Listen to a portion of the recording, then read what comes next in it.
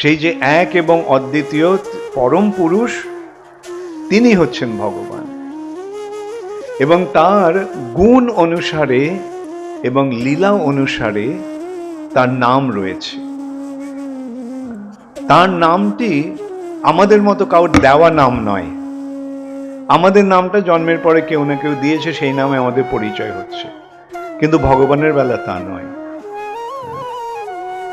কি তার ভক্তরা তার গুণ অনুসারে বা যারা তাকে জানে, তারা তার গুণ অনুসারে এবং তার নাম অনুসারে তাকে সম্বোধন করে। তার প্রতিটি নাম একটা বিশেষ তার গুণবাচক বা লীলাবাচক। যেমন তার নাম কৃষ্ণ। কৃষ্ণ, এই কৃষ্ণ নামটির অর্থ কি?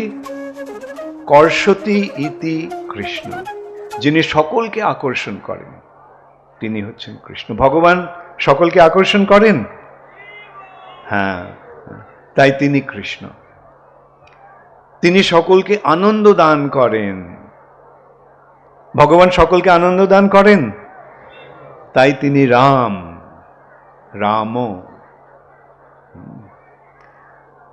তিনি সমস্ত জীবের আশ্রয়, তাই তিনি নারায়ণ।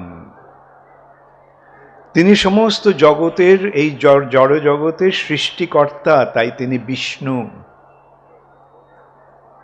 আবার তার লীলা অনুসারে তিনি লীলা বিলাস করছেন নন্দ মহারাজের পুত্র রূপে, তাই তার নাম নন্দ নন্দন, নন্দ দুলাল, যশোদা দুলাল, গোপীনাথ। এইভাবে ভগবানের গুণ অনুসারে এবং লীলা অনুসারে তার নাম রয়েছে। এবং